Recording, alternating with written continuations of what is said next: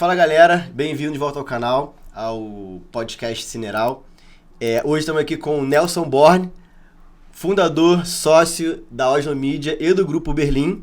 É um prazer estar contigo aqui, cara. Eu que agradeço o convite. Espero trazer para vocês aqui hoje muitos ensinamentos. É um cara do audiovisual que eu acompanho desde que eu comecei.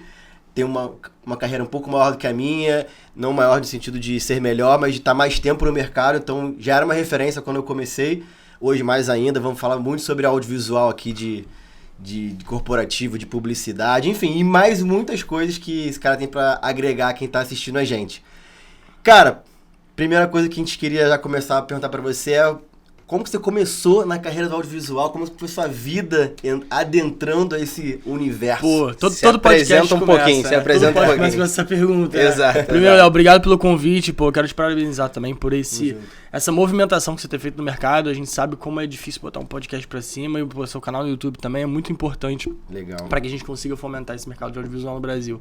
Recentemente muita gente tem feito isso, mas dar essa continuidade eu sei que é difícil. Então, pô, primeiro parabéns e muito obrigado por me convidar também. Cara, a minha história, como eu comecei, cara, é muito novo. Eu acho que desde a época da escola eu era chamado do menino do vídeo. Eu até falo isso no meu TED, né? Uhum. E eu era aquele cara que literalmente, acho que toda escola tem. Aquele cara que faz o vídeo da viagem da galera. O cara que faz o vídeo do trabalho. Aí, o trabalho vai ser em vídeo. Aí então, porra, tem que fazer com o Nelson, porque o Nelson, o cara do vídeo vai tirar 10, porque o vídeo fica maneiro. Conteúdo zero, mas o vídeo tava bonito. Eu era esse cara. E aí eu estudei numa escola chamada Corcovado, aqui no Rio. É uma escola alemã. Sim, eu falo alemão. Falo é forte. Já tá no Isso é bem complicado mesmo. E aí, pô, terceiro ano do ensino médio, a gente tem que escolher muito novo qual carreira vai ter que seguir com 18 anos.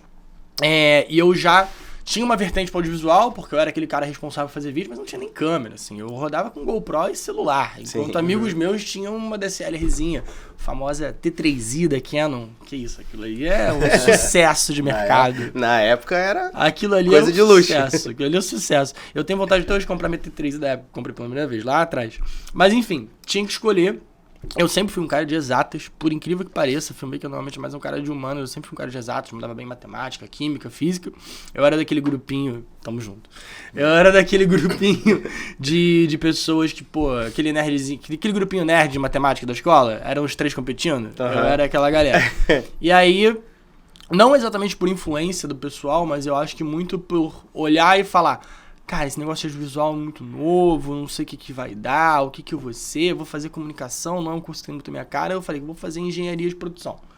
Porque é aquele curso que era um curso que me daria... Eu sabia que me daria muita oportunidade no futuro, caso o meu plano A, que no fundo era o audiovisual, não desse certo.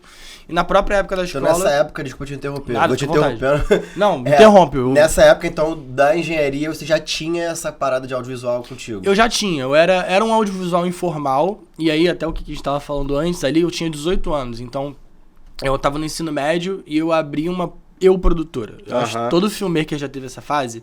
Falou, cara, eu vou profissionalizar um negócio. Aí ele vai lá, faz uma logo maneiro no Canva, sem demérito nenhum. Já fiz isso e faz muito sentido. Chamava Voga Filmes.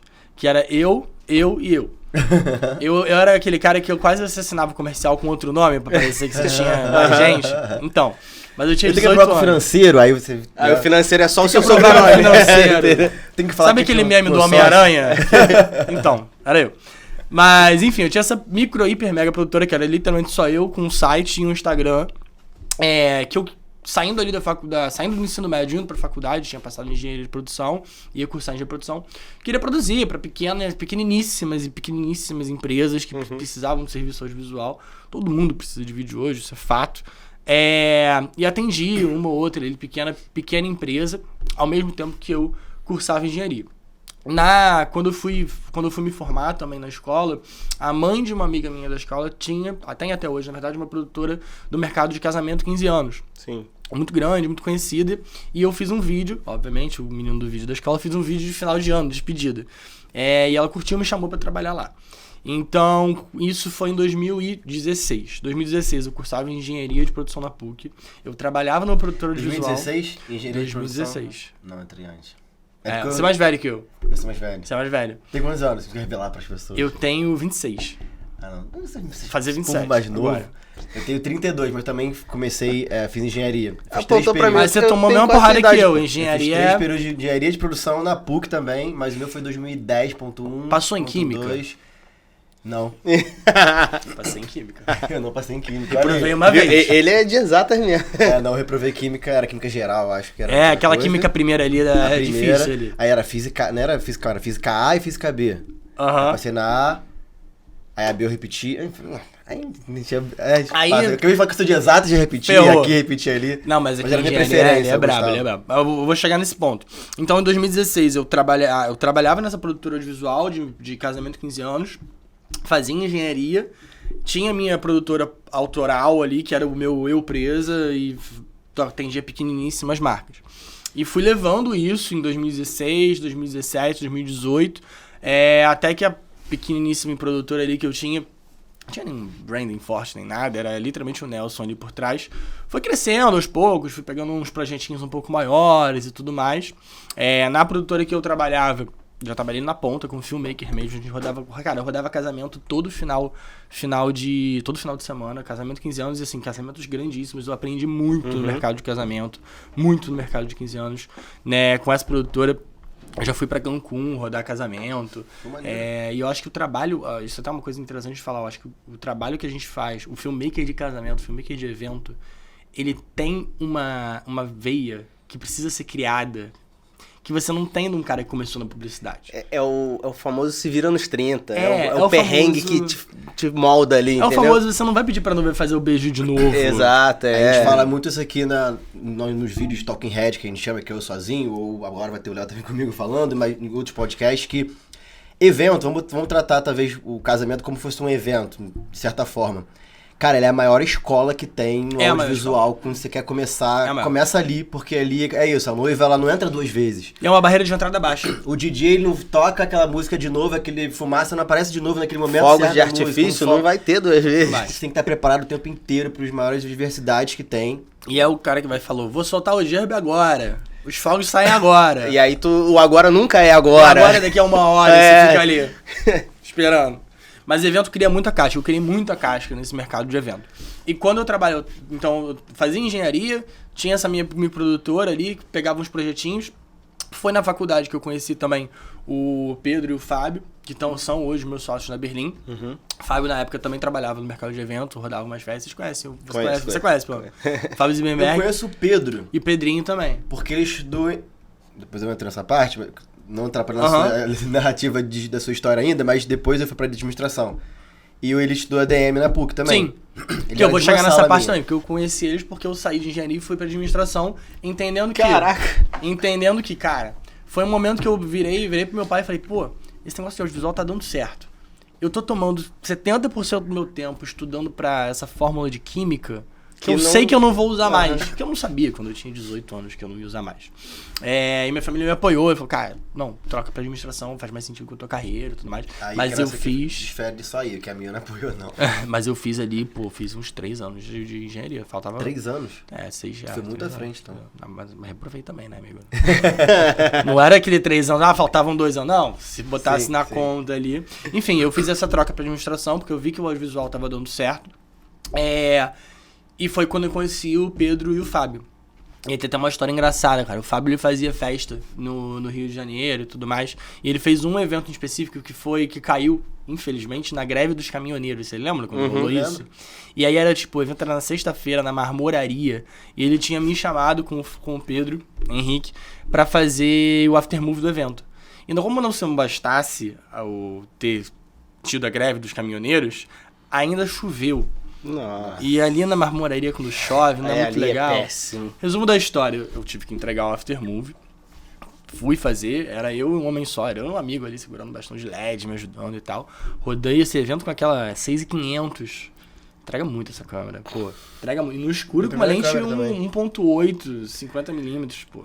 Que isso, puta câmera. Fiz muito evento com essa câmera, tá? Enquanto tinha gente rodando de A7 III, Aham. pô. Blackmagic chegou depois.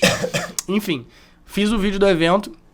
Quando eu mandei o vídeo pro Pedro, pro Fábio ali, o vídeo era tipo assim, eu abracei o fato de ter chovido, a lama, criei uma narrativa em torno disso. Sim. Falei, cara, o evento é isso aqui. E mostrou que mesmo com a chuva, mesmo com lama, a galera tava curtindo. Exatamente. E a peça realmente tava legal. E assim, pra quem for no evento, comparado com a peça, o Fábio falou o seguinte, cara, se eu boto esse moleque num evento desse, ele entrega isso, imagina se eu botar ele num evento bom. Uhum. E aí foi ali que a gente começou a nossa relação, eu, Pedro e Fábio, que eu volto pra ela um pouco, porque eu tenho que fechar outra história. Fechar os outros caminhos ali da minha história, né? Então, fui pra administração, eu saí da produtora de visual que eu trabalhava, de ficar vendendo 15 anos, muito porque, como era uma produtora nichada, eu queria conhecer outros mercados. Eu queria... nunca trabalhei com publicidade, não tinha trabalhado de fato com publicidade mesmo, até então. Publicidade que eu tinha trabalhado é microporte, pequeniníssimas empresas ali. Eu queria conhecer o mercado. E eu já chamava um pouco da atenção ali com o meu nome e tal. Foi até nessa época que a gente se conheceu ali no Instagram. Acompanho o Léo desde essa época, inclusive. E a LRD também. A gente se segue ali desde essa época. E foi quando o produtor do Pedro Sampaio, na época, Dudu, que é a produtora até hoje, inclusive, ele me chamou da DM porque o Pedro Sampaio ia tocar no Intermédio. Só que o Pedro Sampaio não era Pedro Sampaio do dia de hoje. Era Pedro Sampaio dos videozinhos do Facebook, de 200 mil seguidores. Uhum. E eu adorava, o cara era muito bom. E ele ia tocar no Intermédio. Ele ia tocar ali no Intermédio. O Dudu me chamou pra fazer um aftermoviezinho ali, ele tocando no Intermédio. Já fazia alguns vídeos de evento, de festa e tal. Fui com o Pedro pro Intermédio, pegamos uma van aqui no Rio, bateu super nós dois, a nossa relação ali. Mas que nessa época, até esse meio de eventos também, de festa, assim, não tinha tanta galera igual é hoje em dia, né? Hoje em dia, não tinha, não era tão desenvolvido. Tem 1 milhão de produtoras produzindo pra evento, né? Exato. E que é uma barreira muito baixa, a gente vai ter falado sobre isso também. Uhum. Mas, como a gente falou, uma escola absurda. Sim. Esse vídeo que eu produzi pro Pedro no Intermédio deu tão certo que o Pedro me chamou pra integrar a equipe dele. Isso foi em 2018. E o Pedro era muito pequenininho. Então, 2019, minha vida se resumia em fazer o meu curso de administração. Eu rodava o Brasil com o Pedro, ele estava começando a estourar. Então, literalmente, segunda a quinta-feira eu estudava. Na quinta-feira, se desse, eu ia pro aeroporto de noite, senão eu ia pro aeroporto de manhã. E rodava o Brasil até domingo. Caraca. Com o Pedro. Chegava domingo, segunda-feira tinha aula de novo. Nossa. Em paralelo a isso, tinha uns outros clientes menores de audiovisual. Já tinha saído da produtora de casamento ali 15 anos, porque justamente queria entender um pouco melhor desse mercado publicitário. E o meu trabalho com o Pedro durante esse ano de 2019, eu acho que ele me criou muita casca, porque era evento ainda. Eu era responsável ali por toda a comunicação dele, então eu era literalmente filmmaker que viajava com ele. A equipe começou, o primeiro contratado externo fui eu como filmmaker, e tinha um produtor, um DJ, e era isso. Não tinha iluminador, dançarino, bailarina, isso aqui foi crescendo ali, principalmente ao longo de 2019, e até hoje que o Pedro é gigante, incrível. Hoje do mundo. Exato. E 2019, cara, eu aprendi muito, inclusive com o Pedro. O Pedro é uma pessoa, assim, de uma cabeça estratégica para a criação da marca dele absurda. Ele não tem um tamanho que ele tem hoje à toa. A gente trocava muito, assim, antes de show, ficar ali na piscina, conversando e tal, trocando ideia. Muito do que eu aprendi com posicionamento, com como lidar com o público, eu aprendi com ele, inclusive. 2019 inteiro, eu fiz essa turnê com ele. E também em 2019, quando eu estreitei relações com o Pedro e com o Fábio, que eu conheci na faculdade. O Pedro e o Fábio trabalhavam, tinha algumas festas ali no Rio de Janeiro, principalmente ali o Fábio, e o Pedro, que os dois são meus sócios hoje. O Pedro trabalhava na KPMG, o Pedro saiu da KPMG para fundar a Berlim junto com o Fábio. Até aquele momento não era sócio da Berlim. A Berlim, o fundamento dela surgiu a partir de um projeto autoral que se chama Chefe por um Dia, que existe até hoje, inclusive, com um foco em ser uma agência que cria experiências para marcas. E em 2019 a gente já tinha entendido que qualquer agência de experiência de marca, ela entende que essa experiência de marca ela ocorre no offline, mas se ela tem um conteúdo estratégico de vídeo que transmite aquela experiência que está acontecendo no offline para o online de uma forma efetiva, eu consigo aumentar para minha marca o retorno sobre esse investimento de uma forma exponencial. porque, exemplo prático, a Berlim ela foi responsável pelo stand do Itaú para retirada de ingresso no Rock in Rio. A gente fez agora recentemente. A rotatividade que eu tenho naquele stand ali, sei lá, 100 mil pessoas, 200 mil pessoas, o que já é um número muito bom para a marca. Se a gente consegue comunicar o que está acontecendo ali de uma forma estratégica para a marca Itaú no online, eu deixo de ter um potencial de impacto de 100 mil pessoas que está passando ali naquele shopping para 7 bilhões de pessoas no mundo. Então o vídeo, a gente naquela época, em 2019, já tinha identificado isso, o Pedro e eu, a gente já tinha identificado isso, e o Fábio também, num sentido de, cara, o vídeo ele pode ser muito estratégico, e a gente pode aplicar isso como uma metodologia para aumentar o retorno sobre o investimento de uma forma exponencial para os nossos clientes. E a Berlim começou ali em 2019, junto dessa época que eu fazia turnê com o Pedro, com o Pedro Sampaio. E a Berlim foi crescendo ali em 2019. Eu já tinha os meninos, o Pedro e o Fábio, que me deram uma cadeira ali no escritório deles. Até então eu era o freelancer, filmmaker freelancer deles e tal. Naquele momento eu já tinha contratado uma pessoazinha para me ajudar na edição, depois foram 2 pessoazinhas para me ajudar na edição. A tal da Voga, eu falei, não é Voga mais, agora vamos chamar de Born Media, porque é o meu nome aqui. Beleza, 2019 para 2020 eu tinha que tomar uma decisão, porque a minha vida era um caos, porque eu voava todo final de semana com o Pedro, fazendo turnê, eu tocava meus clientes que estavam surgindo, os vídeos que estavam surgindo da Berlim e outros vídeos que estavam surgindo ali de pequenas marcas. Faculdade. Então, em dezembro, virei pro Pedro Sampaio, falei, cara, o Pedro Sampaio já tava explodindo, assim, o crescimento do Pedro nos 2019 foi um absurdo. Ele é uma pessoa que me ajudou muito também. Inclusive, essa decisão eu tomei com eles numa piscina em Salvador. A gente trocando uma ideia, ele falou, cara, tem que abrir uma agência, Tu é o cara da agência, tu não é o filmmaker freelancer pra ficar rodando aqui comigo no turnê. Ele super me incentivou a tomar essa carreira. Em 2019 eu saí. Maneiro. Não, o cara ele é incrível, assim. O cara não tem o tamanho que ele tem hoje à toa, assim. Sim. E aí ele me incentivou. Eu lembro até hoje dessa conversa que a gente teve lá em Salvador, antes de um show. Falou, cara, tem que tomar esse caminho de agência, tu tem essa cabeça estratégica. Eu acho que você tem que mudar a sua carreira para esse sentido. E de 2019 para 2020 eu saí daqui. Quem entrou naquela época foi... Acho que já tinha sido... Não, aí eu coloquei um filmmaker que me substituía na época. Depois veio a ser o Iago, hoje o Baz, enfim, uma galera muito boa também. O Pedro tá, graças a Deus, eu acho que minha maior preocupação quando eu saí de lá... minha própria preocupação quando eu saí de lá, eu falei, cara, quero que continue com esses vídeos maneiros. A estratégia de comunicação dele é muito baseada em vídeo também. Enfim, saí do Pedro em 2019 para estreitar as minhas relações com a Berlim. E naquele momento eu identifiquei que não só fazia sentido, mas o mercado precisava, não exatamente uma produtora audiovisual, porque produtora audiovisual tem aos montes por aí. Mas eu identifiquei uma dor ali no mercado, que era uma produtora audiovisual que trabalhava com pensamento estratégico. O que não é muito fácil de você fazer. Por quê? Eu acho que hoje você tem grandiosíssimas agências de São Paulo, posso citar algumas, África, Ásia, DPZ, etc., que trabalham com grandiosíssimas produtoras muito boas no mercado, que focam principalmente na peça filme, muito bem estrategicamente montada, etc. e tal. Mas tem gente que não tem esse tamanho. Tem uma grande gama de empresas que não são pequenas, que precisam de uma construção estratégica audiovisual que as agências de marketing não conseguem entregar.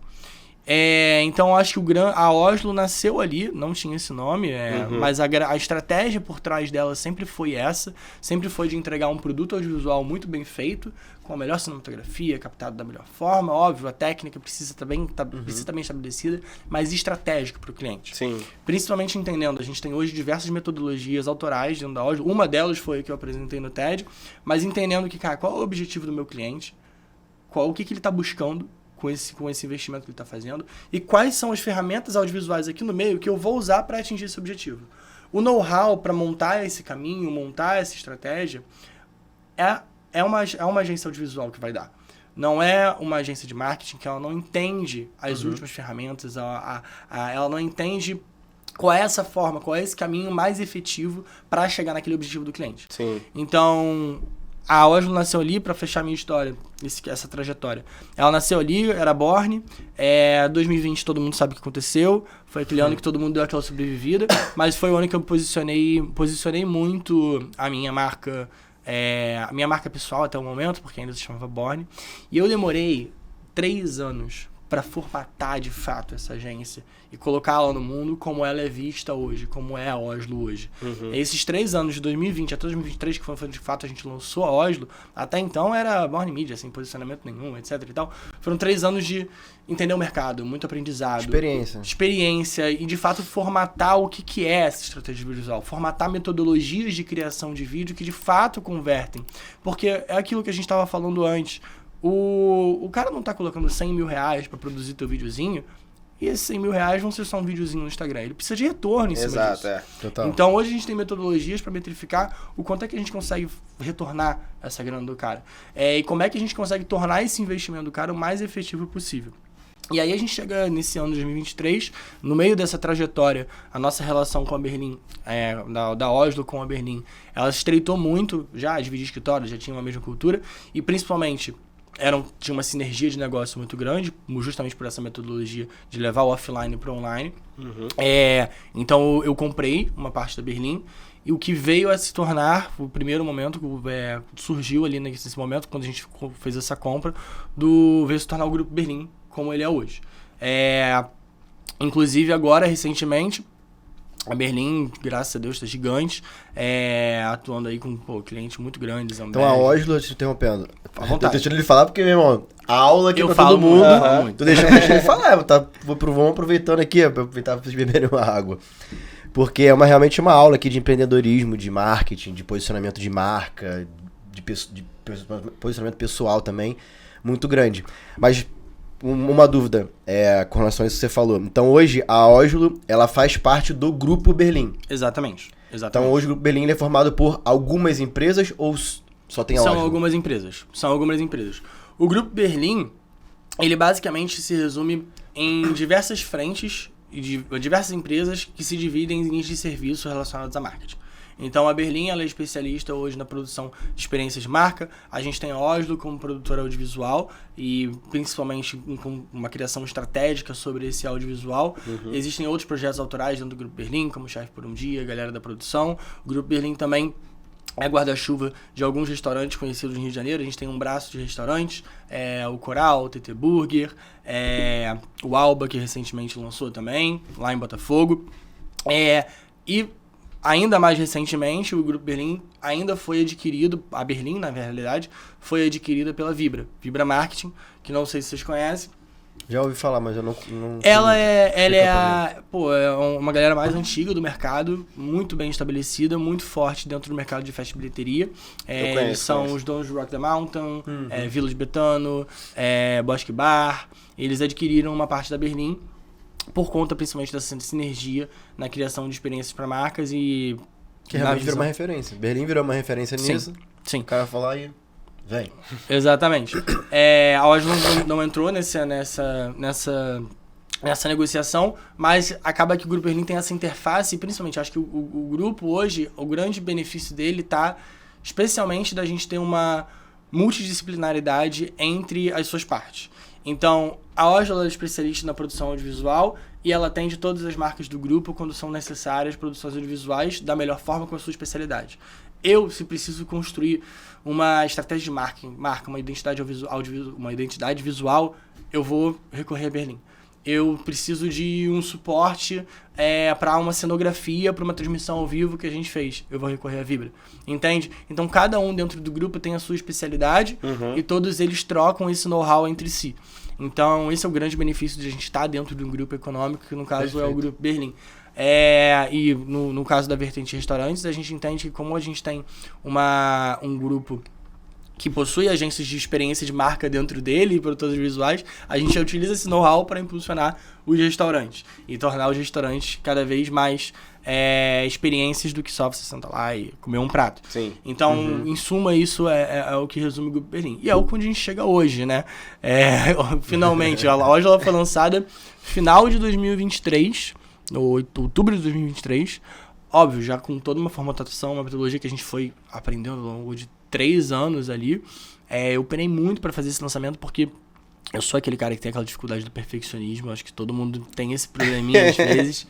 E eu esperei muito para lançar, porque para me sentir seguro em lançar algo no mercado que de fato fosse diferente, que de fato não fosse só, de novo, mais uma produtora. Então a gente sempre posicionou a Oslo dessa forma, como essa agência audiovisual que, a partir das suas metodologias próprias, consegue criar estratégias com ferramentas de vídeo para atingir objetivos dos nossos clientes. E aí, cara, de exemplo, assim, dá para citar N exemplos. Posso falar? Claro. Não, mas a minha história se encerra aqui. É um pouco longa. Mas, assim, alguns exemplos que a gente pode citar dessa estratégia audiovisual, ela fazendo sentido, né? Para o cliente. A gente tem alguns clientes específicos que contratam transmissão ao vivo com a gente. E a grande maioria deles são dentro do mercado corporativo. E um cliente específico que se chama Zup, eles são uma fintech gigante no Brasil, foram adquiridos pelo iFood agora, fazem parte do grupo do iFood, inclusive. Eles têm um evento que foi criado com a gente em 2021, mais ou menos, que chama Zup Day, que é um evento para transmitir pro pessoal interno, os colaboradores, os resultados da companhia.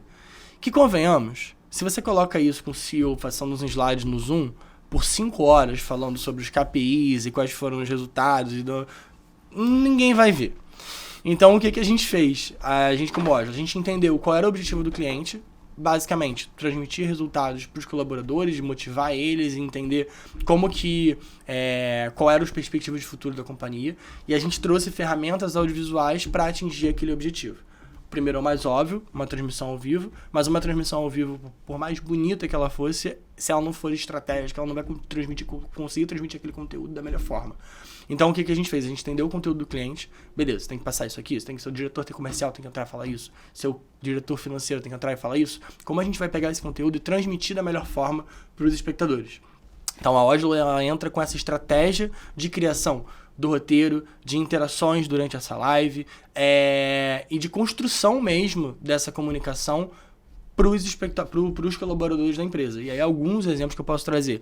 A própria transmissão ao vivo, a gente obviamente já usa as funções mais básicas que você tem em transmissão, seja interação por pergunta e resposta, seja leitura de QR Code, mas a gente trouxe algumas coisas, por exemplo, para a transmissão ao vivo que aumentaram em muito a retenção dos espectadores. Exemplo, a gente trouxe um caça-palavras ao longo da transmissão ao vivo. Então, ao longo da transmissão, apareciam pequenas palavrinhas que formavam uma frase, só que você não sabia quantas palavras iam aparecer, e quem formasse a frase primeiro ganhava uma Alexa.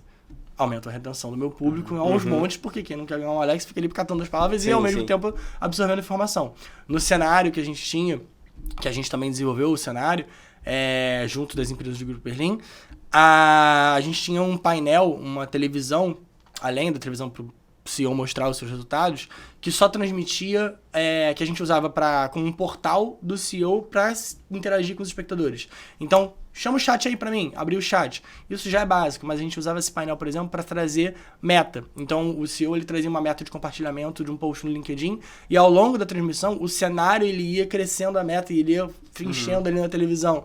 Então, são algumas pequenas estratégias de comunicação que a gente traz. Fisicamente, o cenário ia mudando. Ia mudando, exatamente. Subindo uma barra ali no cenário, o pessoal, uma barra no cenário ali atrás do CEO tá crescendo. Além de diversas outras que a gente trabalhava para aumentar a retenção do espectador ao longo da transmissão ao vivo. Recentemente, e isso não só, a nossa entrega ali também não se restringiu à transmissão ao vivo, tudo que envolve ela, todo o estratégico que envolve ela, mas também em peças paralelas. A gente trabalhou uma comunicação para aquecer aquele público, trazer a marca, trazer o evento para aqueles colaboradores, para que eles estivessem empolgados, diversos conteúdos paralelos, de foto, de vídeo. Acho que você já fez o vídeo. Ele já fez, até foi uma vez. Por isso que você tá falando, eu tô aqui concordando. É isso mesmo, ele faz isso mesmo. Não tá mentindo, não. Eu não posso nem mentir aqui, cara. Então, assim, esse é um case muito legal. E, repara, eu falei de um case de transmissão ao vivo, que é um case completamente... que é uma das nossas linhas de serviço. E a gente tem esse olhar estratégico para todas as outras linhas. Seja produção de conteúdo, cobertura de evento. Cobertura de evento, por exemplo... A Berlim, agora recentemente, a gente assinou o evento TikTok Live Rio, que é um evento que aconteceu aqui no Rio de Janeiro, que reuniu criadores de conteúdos globais do TikTok. O TikTok chamou a gente para construir esse evento. com diversas interações da marca dentro de um espaço específico que a gente criou aqui. E a Oslo construiu toda a estratégia audiovisual em cima desse evento. De novo, uma das nossas metodologias é entender o objetivo do cliente, como as ferramentas audiovisuais vão alcançar aquele objetivo. O objetivo do meu cliente, no caso do TikTok ali, era propagar a ferramenta TikTok Live. Era um evento específico para essa ferramenta. Beleza, como a gente vai fazer isso? A gente tinha diversas frentes, diversas estratégias, dentre elas, o mais óbvio, comunicar aquilo ali num vídeo que sai rápido, dentro do tom de voz do cliente e tal, no famoso highlight, e vídeo do dia seguinte, mas a gente foi construindo alguns outros. Vamos ter todos os creators latão, os maiores do Brasil aqui, vamos colocar uma sala de podcast dentro do evento. Olha que oportunidade para gerar um conteúdo absurdo. Até hoje, esse evento aconteceu 3 meses atrás, até hoje a gente tem conteúdo ali postando de corte podcast. É uma delas.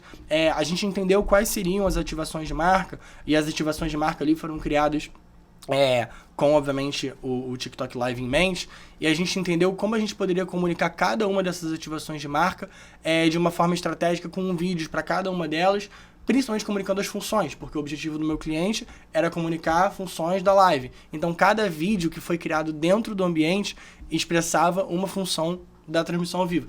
Então a gente entende muito além, a gente mergulha muito além naquela entrega do meu cliente para conseguir que, cara, meu orçamento é muito mais caro do que o que você está vendo aqui do outro lado. É muito mais caro, mas ele é muito mais efetivo. O retorno que você vai ter sobre ele é muito maior. Sim. Então acho que o grande chamariz em cima da Oslo é esse. Tudo que eu tô falando aqui são estratégias de criação de tipos de conteúdo. A gente também utiliza algumas metodologias que são estratégicas para a criação do vídeo em si. Então, existem as mais óbvias, 3 primeiros segundos. Eu falo no meu teste também, a dopamina a cada 15 segundos, a estrutura do vídeo. Mas, por exemplo, no TikTok em específico, a gente trouxe motions para dentro do vídeo que eram funções do TikTok, que o pessoal interagia com o vídeo e tudo mais. Então, de novo, reforçando o objetivo do cliente. E para fechar, assim, dentro das nossas 3 linhas de serviço, de transmissão ao vivo eu já falei uma, cobertura de evento eu já falei outra, produção de conteúdo. Recentemente a gente foi chamado pela Zinzane, uma multinacional gigante, para produzir a campanha de Dia das Mães. Uma das 3 campanhas mais importantes do ano da marca. E a gente descobriu, isso literalmente a gente descobriu na quarta-feira. Zinzane me liga e fala o seguinte: fechamos com Giovanna Lancelotti pra rodar na quarta-feira que vem. Eita. Preciso criar toda a estratégia em cima disso. Nossa. E aí, nesse caso, a gente se virou nos 30, criamos... 7 dias. Nos 7 dias, exatamente. E criamos uma estratégia de comunicação com base no tom, na marca Giovanna. Então, a Giovanna, ela fazia umas brincadeiras com a mãe dela, que ela dublava os áudios da mãe dela, que são os áudios muito icônicos. A gente levou isso pra campanha. A campanha inteira é a Giovanna... Baseada nisso. É a Giovanna dublando os áudios da mãe, falando sobre a roupa, a marca da roupa, e que, você pegou meu vestido, não sei o quê. E, assim, é um conjunto de 6 peças estrategicamente criadas para que se comunicasse melhor com o público da Giovanna, tivesse uma veracidade sobre o que a gente estava conversando ali e, principalmente, estrategicamente, funcionasse mais para a marca. Qualquer outra, pelo menos uma grande maioria dos outros produtores, iam chegar ali e iam falar: tem a Giovanna Lancelotti, vou fazer um vídeo bonito e tá ótimo. Vai dar view pra caramba. Então, a gente virou, entendeu ali e construiu em cima disso. É um conjunto de 6 peças. 5 dessas peças são estrategicamente para ter uma capilaridade maior na rede, com essa brincadeira dela dublando o áudio e tal. Esse conteúdo vocês podem ver no Instagram da Oslo, tá? Esse não derrubaram. E uma das peças, inclusive, a gente trouxe a Giovanna numa entrevista. A gente trouxe a Giovanna pra entrevista, ela não sabia que a mãe dela ia estar lá. E a mãe dela surpreende ela chegando pra gravar a campanha com ela e tal. Então, trazendo um pouco desse sentimento do Dia das Mães. E assim, são 3 exemplos em 3 diferentes linhas de serviço, sempre aplicando essa metodologia estratégica. Uma delas, que nem eu falei, eu apresentei no TED, que é a da contexto, conteúdo e técnica, que é uma das que eu mais gosto, assim, é uma das que a gente mais usa também. Mas dentro da Oslo, a gente hoje tem 6 metodologias que a gente sempre trabalha e aplica em cima do cliente. E assim, são metodologias que o nosso time é treinado para usar e construir em cima delas. Então, eu tenho um filmmaker, eu viro para ele e falo: cara, a gente precisa daqui do criativo, do SAL, que são termos que a gente usa dentro dessas nossas metodologias, e eles são treinados para criar sobre essa metodologia para que a gente consiga ter uma retenção e um conteúdo estratégico que de fato funcione ali para o cliente. E ao longo dessa trajetória a gente vai criando, porque o mercado é muito dinâmico também, né? Muito. O TikTok explodiu 1 ano atrás, 1 ano e meio, 2 anos no máximo, durante a pandemia ali, mas consolidou mesmo agora, mais recentemente. E tudo muda muito rápido. Agora a gente está implementando... Hoje em dia tá bizarro isso, cara. Agora a gente está implementando metodologia de inteligência artificial, literalmente. Mas eu acho que é importante você entender que as coisas mudam. A gente entende lá na Oslo que todo o mercado ele é vivo e todos os nossos processos eles são vivos também.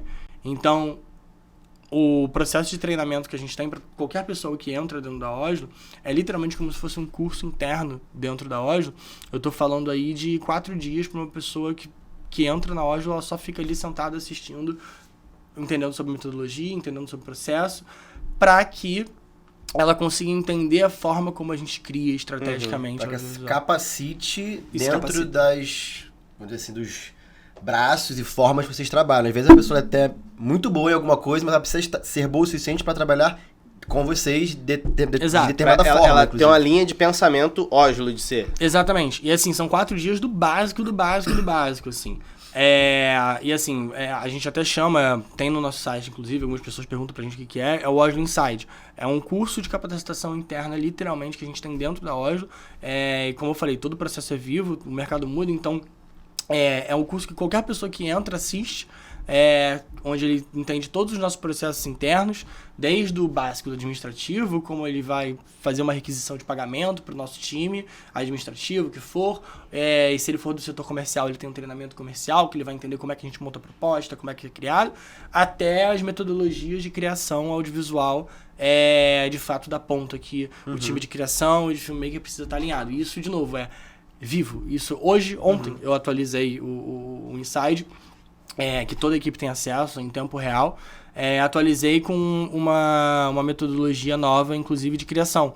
E aí, mensalmente, a gente faz reuniões de debriefing. O nosso desejo é que isso seja mensal, mas normalmente são a cada 2 meses a gente faz reuniões de debriefing, que a gente coloca todo o nosso time numa mesa, todo mundo sentado numa mesa, cabeça aberta, a gente roda todos os vídeos que aconteceram desde o último debriefing anterior e a gente começa a comentar. Cara, o que tá bom? O que tá legal? O que a gente mandou bem aqui? O que a gente não mandou? Pô, essa luz não tá legal, esse começo aqui não tá estratégico. Como é que a gente pode melhorar isso? E aí, a cada 2 meses a gente vai melhorando e afinando a metodologia, afinando o processo. De novo, é um processo contínuo. Inteligência artificial tá aí pra provar isso. É inegável que isso vai mudar muito a forma como a gente cria conteúdo hoje. E a gente tá já antenado e já entendendo como a gente vai colocar isso para dentro da Oslo e principalmente com o nosso grande objetivo maior, que é aumentar esse retorno do investimento do cliente. Vou chegar nessa parte que eu vou te perguntar justamente sobre isso. Meu TCC, inclusive, é sobre isso. Sobre o que vocês pensam sobre, como vocês pretendem usar. Mas para você beberem água de novo, eu falei para vocês que isso aqui era uma aula. Né? Eu iniciei, pode chegar, prazer, aqui estamos numa aula. Cara, é muito impressionante ver que ele começou falando, eu era o garoto do vídeo e terminou, sabe, tipo... Mas assim, essa diferença... Muito legal para as pessoas em casa entenderem também o que acontece. Dentro do que eu falo muito aqui no meu canal e as coisas que eu mesmo tenho começado a entender recentemente, que já era para ter feito isso há muito tempo e que vocês já fazem isso há muito tempo. Que realmente, ao meu ver, totalmente, minha opinião, é onde grandes pessoas ou grandes produtoras começam a se destacar e crescer no mercado e conquistarem novos clientes e crescer. Vou colocar como crescer como um todo. Que cara, no que você é bom? Então você faz o que você é bom. Coloca uma outra pessoa, um outro grupo ou uma outra empresa para fazer aquela coisa que você pode até ser bom, mas você não consegue fazer tudo nota 10. Então, o que eu percebi de toda essa aula que a gente teve aqui agora de meia hora é que, beleza, cara, o que o Nelson é bom? Estratégia, audiovisual, vídeo, beleza. Deixa ele fazer isso aqui, porque aqui é onde a gente vai se destacar junto com ele. Tá, beleza, a gente tem o Pedro, tem o Fábio, né? Cara, isso aqui é estratégia de brand experience, tá. Cara, foca nisso, deixa que ele foca nisso e isso. Vamos juntar, onde cada um faz de melhor, né, numa pirâmide, vamos dizer, dos 3 pilares, para que aqui em cima a gente comece a só crescer. O que eu passei durante muito tempo como produtor e tal, eu faço tudo. É normal. Tudo. É normal. É onde tem a virada de chave. Lá atrás você falava, era eu, equipe. Tudo bem que hoje eu nem sou eu, equipe. Eu tenho uma equipe também, mas acaba que todo mundo faz tudo, né? Exatamente. A gente tá vendo foto, vídeo e comercial, não faz foto, vídeo comercial, o outro não faz o que e tal, e cliente, parte administrativa e parte de criação. Calma. tem uns 7 meses que a gente tem... 7, 8 meses que a gente tem mudado um pouco a parte da LRD e tal. E que tem notado, acho que até tarde demais pra isso, mas antes tarde do que nunca. Mas faz parte tudo no seu tempo. Exatamente. Eu demorei 3 anos pra lançar a Oslo porque eu não tinha segurança sobre lançar. Essa é a minha próxima pergunta. Manda. Que é o seguinte, por que por exemplo, você vê muita produtora, agência, blá blá blá, que cara, eu sou Born Media. Por que depois de 3 anos você não lançou a Born Media com outro logo e agora nós nos posicionamos assim, assado? Você veio e lançou, cara, vou lançar uma outra empresa com outro nome. Então, ou seja, na minha percepção dessa conversa, a Oslo ela já nasceu do zero, vamos dizer assim, com uma expertise de uma outra empresa, mas já com outro nome. Então, assim, quem conhece a Oslo hoje e não sabia que era Born, fala, caraca, eles são foda por causa disso, já começou do zero sendo foda, vamos dizer assim. E o que antes, talvez, se você fosse a Born Media 2.0, eles eram assim, agora estão mudando pra ser assado. Foi mais ou menos por aí o porquê de ter sido... Me explica. Tem uma estratégia de comunicação aí. Tem uma estratégia de comunicação aí do porquê que a gente não continuou como Born, que agora muito menos, mas quando a gente lançou a Oslo, os clientes antigos, que a gente já tinha muito consolidado... Ainda chamavam de Born. Born. O Born. Chama lá o Born. Não é Oslo agora. Mas por quê? Acho que são alguns motivos, tá? O primeiro deles foi quando eu olhei literalmente pro escritório e eu falei, cara, isso aqui não é Born, isso aqui não é o Nelson mais. Eu tenho um time embaixo de mim. Eu vi que o meu sobrenome, ele não fazia mais muito sentido para representar o time que estava sendo criado ali. Sim. Entendeu? Eu falei, vamos construir uma coisa nossa. Por mais que o nome seja algo simbólico, ele representa muito também o que é a empresa. Então essa troca, essa mudança, foi um dos motivos, foi esse. Eu vi que aquele time precisava ser representado por um nome que não fosse eu. Também, e aí a gente parte pro segundo, que alguns clientes mais antigos vinham muito como o Born, o Nelson. Chama o Nelson. Não é o Nelson, mas a gente tinha uma estrutura que estava crescendo ali naquela época, quando a gente fez essa mudança. Hoje já é muito maior, mas que entendia que não tem problema o Nelson não estar num set. Porque ele tem um time capacitado para atender um cliente muitas vezes melhor do que se fosse eu filmando. Hoje eu contrato filmmakers que são muito melhores do que eu. Eu contrato um cara da cor que faz a cor muito melhor do que eu. Porque eu voltei o meu lado estratégico, eu voltei a minha capacitação, eu voltei a minha habilidade para o que eu sabia e gostava de fazer. Que era a criação estratégica da empresa, que é o business, que é liderar isso tudo. E não tá lá na ponta filmando. Eu não pego numa câmera, não lembro quanto tempo. Muito tempo. Mas eu contrato uma pessoa que vai pegar numa câmera muito melhor do que eu e vai trabalhar a minha metodologia e vai entregar pro cliente muito melhor do que se ela entregar sozinha. Então, o segundo motivo foi esse, né? Então, entender que o nome não representava mais uma pessoa, era uma equipe. Segundo, passar para os clientes que a gente tem agora uma estrutura que vai muito além do Nelson. E isso é um trabalho de comunicação extenso também. Que não é só uma mudança de nome. Não achem que você vai mudar o nome da sua empresa, que você tem uma pessoa agora e você contratou um primeiro estagiário e agora você tem um nome de produtor e o seu cliente vai achar que você é gigante. Não. Isso é um trabalho de comunicação e principalmente um trabalho de entrega para que ele vai entender isso de uma forma real. E terceiro, uma mudança estratégica de posicionamento de marca também. Porque a Born, toda essa estratégia de criação e todas essas metodologias, elas foram surgindo ao longo desses 3 anos, até um momento que não seria a mesma coisa se a gente comunicasse, a Born agora também trabalha com metodologias de estratégias audiovisuais. Não, cara, é outra empresa. E é uma outra empresa que vai muito além de uma produtora. A gente nem se coloca como produtora do mercado, a gente é uma agência. Justamente por isso. Porque a gente trabalha literalmente ali do zero, quando o meu cliente às vezes não tem nada ao todo. Porque eu canso de ter cliente que chega pra mim... Nossa, isso é muito comum. Chega cliente pra mim achando que a gente é uma produtora, vê o nosso trabalho, nosso portfólio legal, e fala, cara, eu vou dar um exemplo aqui. O próprio TikTok. O próprio TikTok chegou pra gente com um briefing inicial ali de produtora visual. Um highlight do dia seguinte e um vídeo mais longo, que é uma entrega básica, né? Um vídeo maneiro no dia seguinte. A gente pegou o evento e transformou uma entrega que era de 2 vídeos em 25 vídeos. Estrategicamente para que, de novo, aquele retorno fosse mais efetivo. Então, desde a sala do podcast, desde entender como é que a gente ia trazer elementos visuais para dentro do vídeo.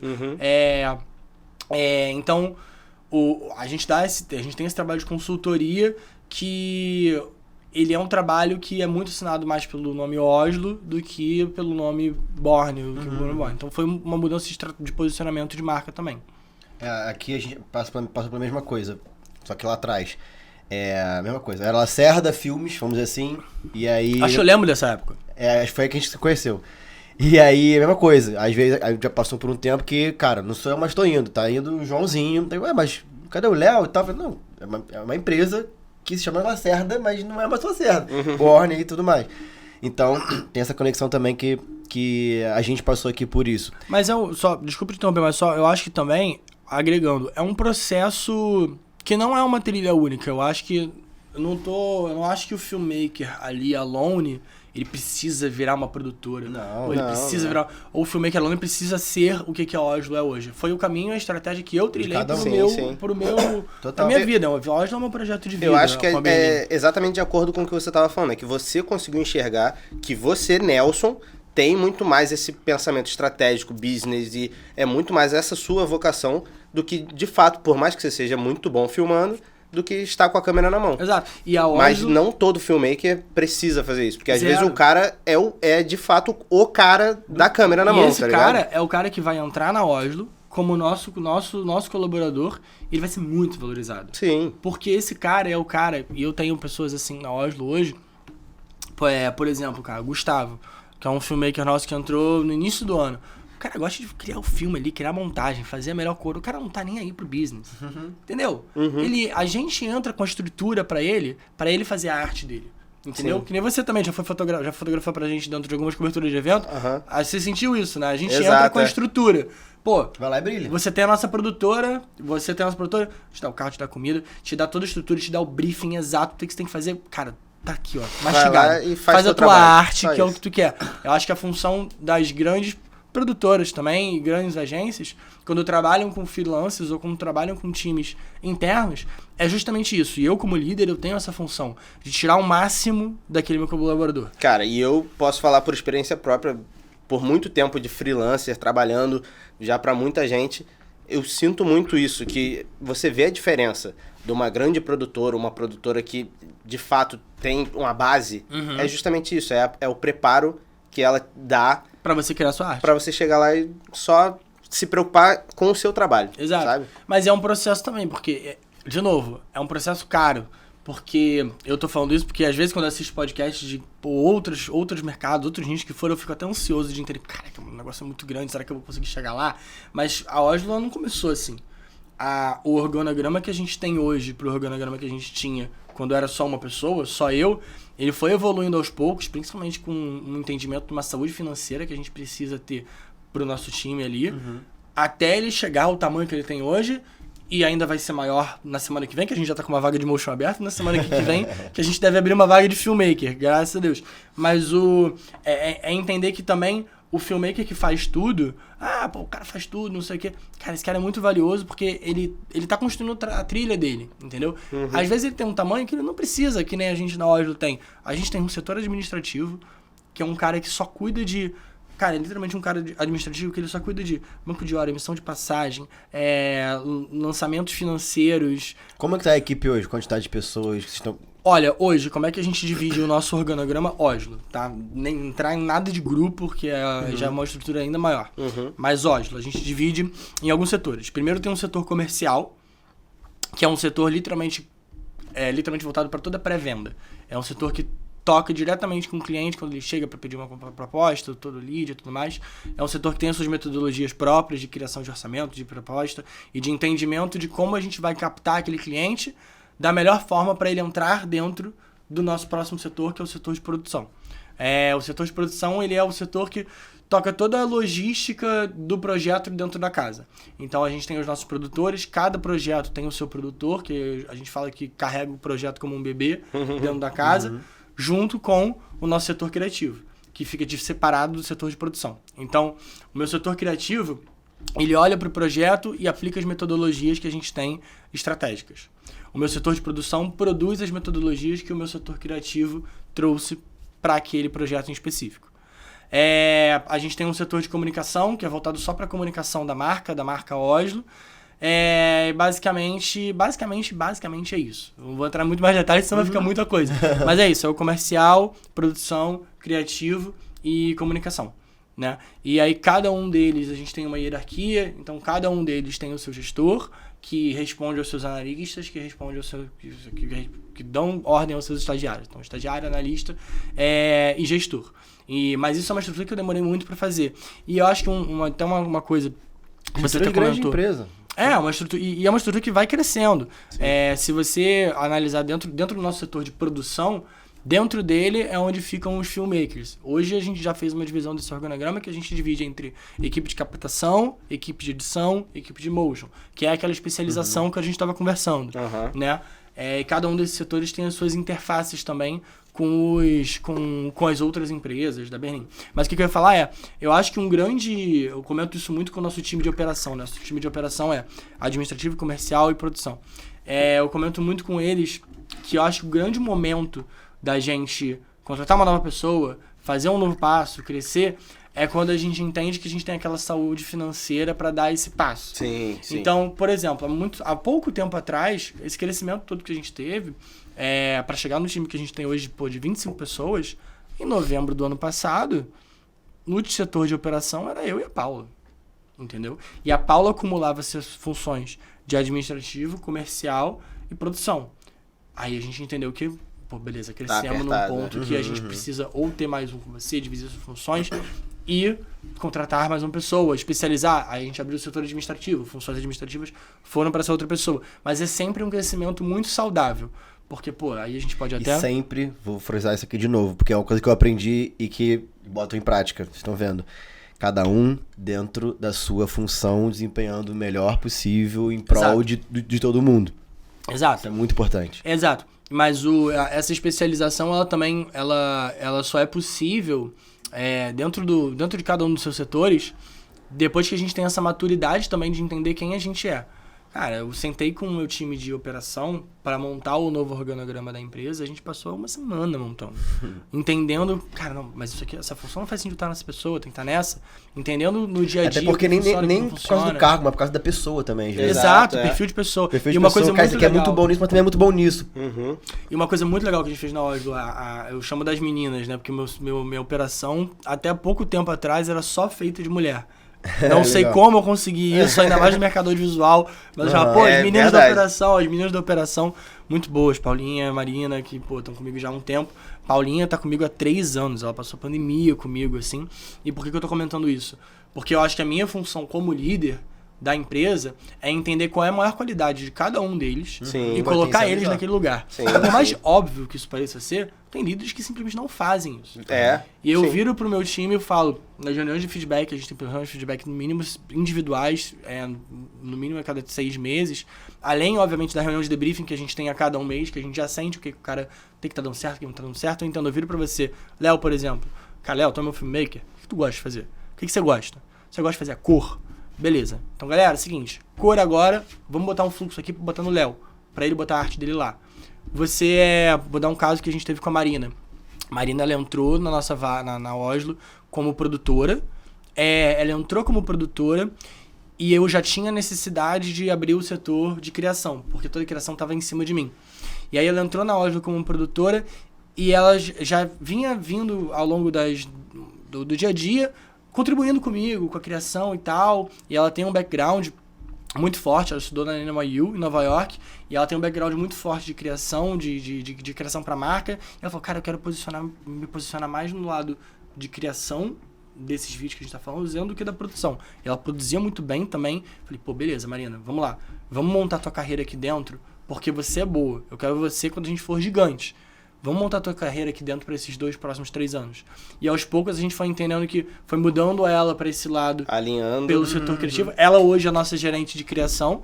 Ela aplica as nossas metodologias. Ela trabalha ali naquele setor em específico. Saiu do setor de produção e colocou uma pessoa que virou para mim e falou, cara, eu gosto de estar produção, que é a Paulinha. Ela falou, não, quando ela teve que escolher entre administrativo e produção, quando a gente cresceu, eu tava na reunião com ela, falei, Paula, cara, a gente tem um problema bom aqui. Eu quero saber o que tu gosta de fazer. Você é muito boa dos dois lados. Mas... E ela gostava muito dos dois. Ela falava, cara, eu amo a gestão de pessoas, mas eu amo também estar no set. Foi uma escolha muito difícil pra ela, mas importante pra carreira dela, pra ela se especializar naquilo, e importante pra Ódio também, pra gente entender que a gente estava colocando a pessoa perfeita, ideal ali naquele local. Sim. O que, de novo, não é uma coisa comum para uma empresa que ainda é pequena. Isso é um reflexo de um crescimento. E eu falo até pro meu time de operação. Há um tempo atrás, eles vieram pra mim e falaram, cara, Nelson, a gente tem um problema. Qual? Não tem quem botar essa edição aqui, que tem que entregar daqui a 3 dias. Cara, quer um problema melhor que esse? Porra! Que esse problema é maravilhoso. Pô, o time de operação, a gente tem os nossos filmmakers de fila de confiança ali que a gente sabe que vai entregar, bota neles e vamos contratar mais gente, vamos crescer, entendeu? De forma saudável. E principalmente de forma saudável. Amiguinhos, não vão sair contratando aí gente que você não pode pagar. Né? Tem muito disso no mercado. O meu cliente... de promessa. Não, exato. Tem que entender a gente tá falando de contratar pessoas boas no que fazem. Exato. Então não é barato. E também pegar, não é barato, mas também pegar talentos. Tem... Mas também pegar talentos exponenciais. Tá aqui, ó, Manuzinha. Manuzinha é nossa estagiária de filmmaking. Ela trabalhava numa divisão da Globo, inclusive. Ela virou pra mim, se inscreveu na vaga de produção. Se inscreveu na vaga de estágio de filmmaking. E ela podia nem ter o melhor portfólio de filmmaking, mas na entrevista a gente viu que, cara, essa garota tem sangue nos olhos, ela vai evoluir. E em 6 meses ela evoluiu horrores, assim, um negócio assim absurdo. Ela viu como ela tá no estágio de filmmaking, ela viu todas as áreas de operação, ela viu e ela começou a entender como é que o capitão, ela foi evoluindo dentro da empresa. Então, óbvio, não tem como você montar uma empresa também todo estagiário. A empresa precisa ter os seus gestores sêniores, mas é importante esse equilíbrio também e muito proveitoso pra gente ver o crescimento dela e de outros estagiários que a gente tem também dentro da empresa. Mas o grande ponto é esse, cara, se não contratar quem você não pode pagar, assim, você tá contratando alguém, 6 meses da remuneração dessa pessoa, no mínimo no teu caixa, porque você sabe como é que é o mercado, não sei como é que é lá na RD, até vamos conversar sobre isso, mas o mercado hoje, ele te paga em 60 dias, 90 dias, eu recebi ontem um e-mail, de um cliente de um pagamento de uma campanha muito grande que a gente fez, que simplesmente o pagamento já era 60 dias a partir da entrega do vídeo. Tudo bem, precifiquei para isso. O cliente virou para mim e falou, olha, é o seguinte, a gente teve um problema operacional aqui, não sei o que, eu vou te pagar. Aí eu pensei, daqui a um mês? Não, em 3 parcelas até setembro, a gente tá em junho. E vocês estão impressionados? Isso é comum no mercado. Principalmente quando você vai para um mercado high-end, que é o que a gente está agora, cobrando ali 6 dígitos por uma produção audiovisual, isso é infelizmente comum. Os prazos longos a gente já entende que são... prazos longos... e assim, se você é pequeno, você não pega. 6 meses para receber, eu nunca.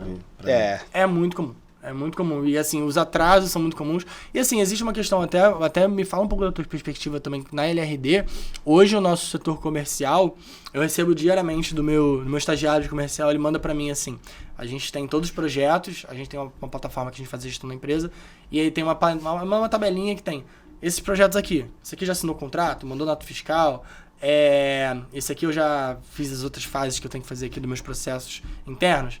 Cara, o contrato... O brasileiro tem uma cultura de não assinar contrato.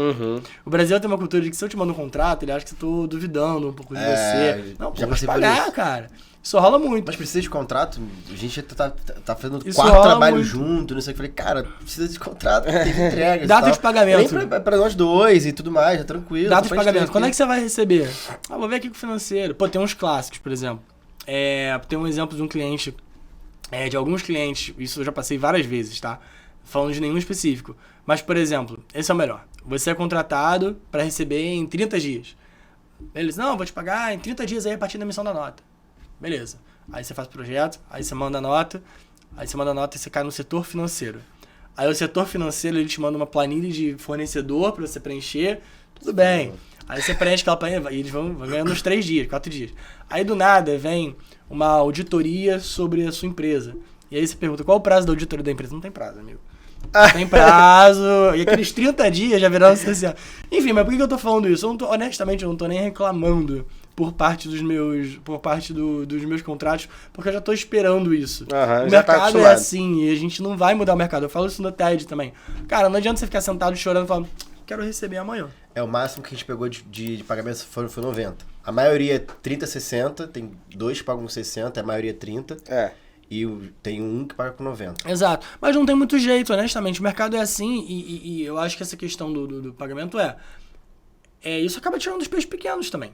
Você tem que ter caixa para rodar esse projeto. Sim, sim. Todos os meus projetos, toda a nossa equipe que a gente roda, seja interna, seja externa, cara, se eu tenho projetos de milhares e milhares de reais que eu pago todos os meus fornecedores, a nossa data de pagamento é quarta-feira seguinte à produção.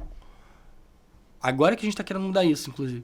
Mas é a quarta-feira seguinte à produção. Então, meu gaffer, custo de iluminação, eu pago tudo na frente. Porque se o meu fornecedor, o meu cliente não me pagar, eu vou pagar meu fornecedor. Sim, O que é outra coisa no mercado que vocês sabem, super você normal, então de o freelancer... pessoal querer repassar. Pô, eu cara, o faço cara me isso. passou Isso- aqui e tudo mais. Mas assim, se o cara atrasar, eu não atraso. Por exemplo, Exato. vamos supor, quando eu tenho um freela e, como você falou, 6 dígitos. Eu falei, cara, eu vou ter que botar aqui, se fosse o meu caso de fazer que nem vocês, quarta-feira seguinte eu adiantar todo mundo, que tivesse, fechou 400 mil. Eu tenho que adiantar 200 mil. Eu falei, cara, 200 mil assim, pá. Não, eu como LRD, vou esperar receber. Mas tudo isso, na minha opinião, não tem problema desde que você acorde isso previamente. Exato, tem que então eu acordar. chego pro freela, só, cara, beleza, vai cobrar 15 mil pra fazer a parada tal. Antes, cara, eu trabalhei esse pagamento em 30 dias, pode ser?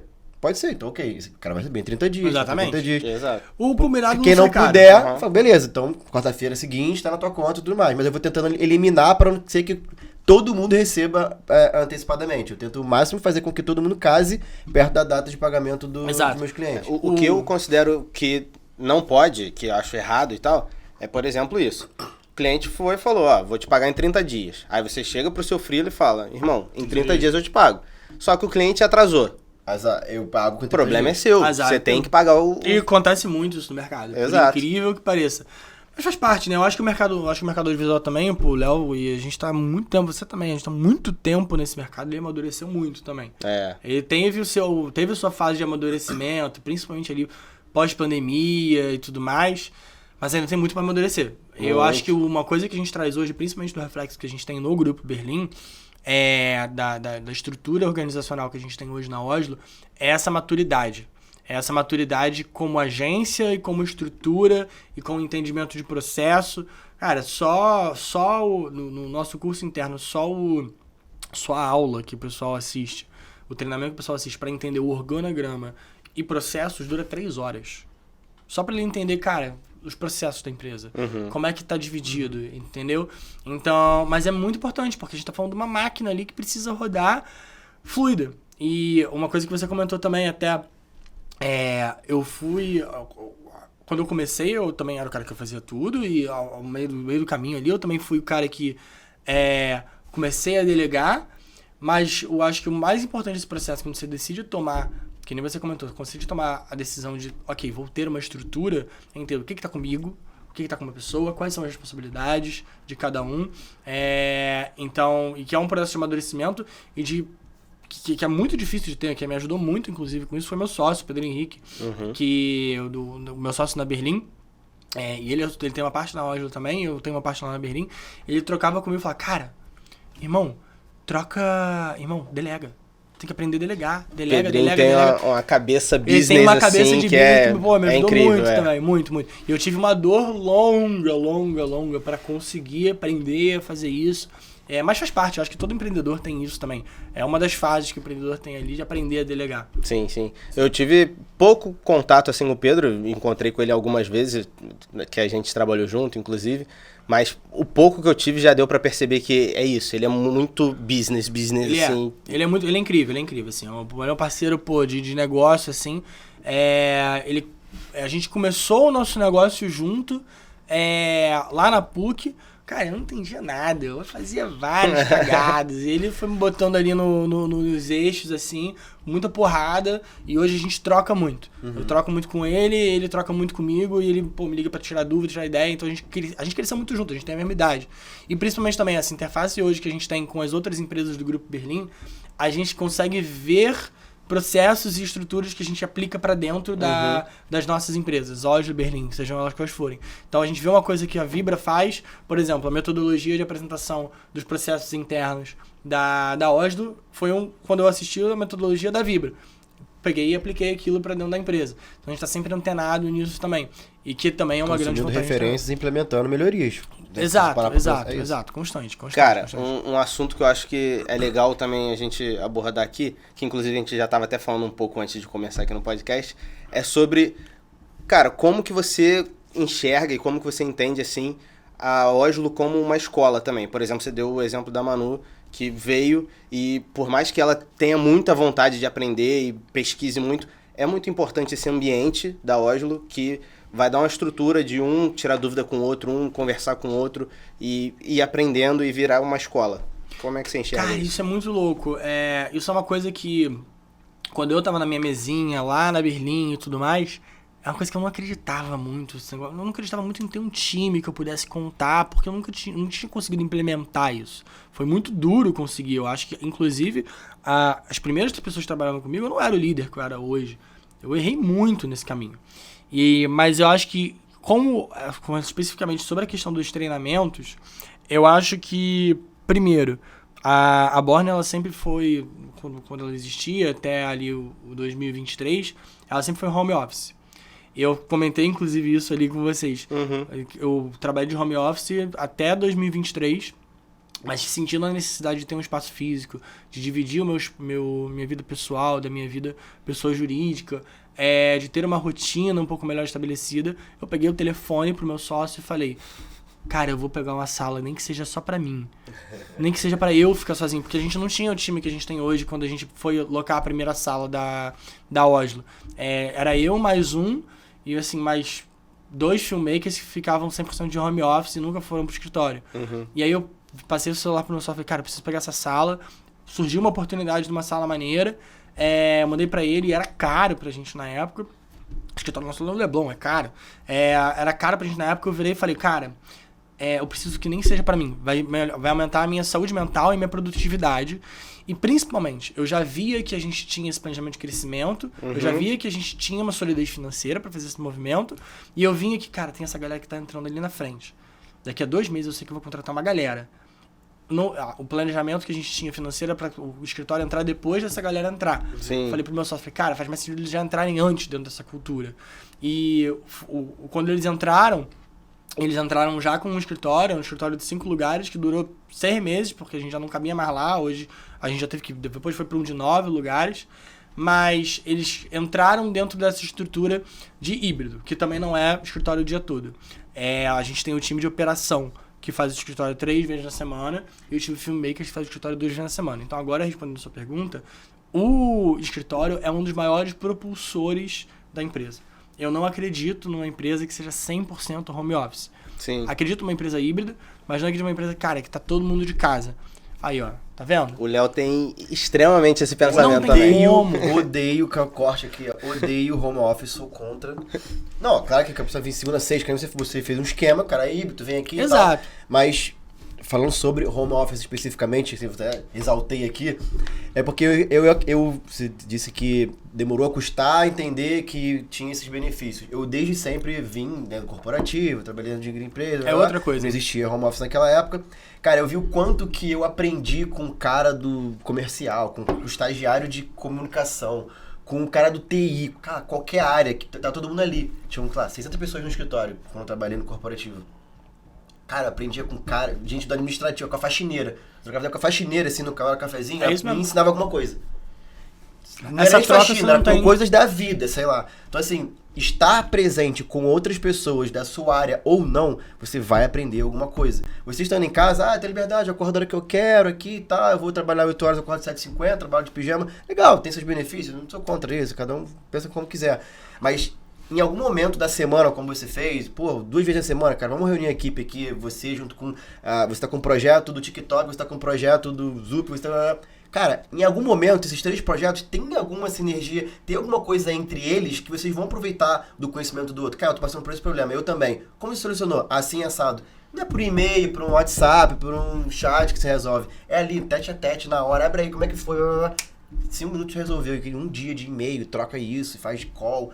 Tem Cara, como. Enfim, sou totalmente, não sou contra o home office totalmente também. Tem o seu lugar. Mas tem que ter um momento de a equipe estar junta. 100% home office, eu sou contra mesmo. Exato.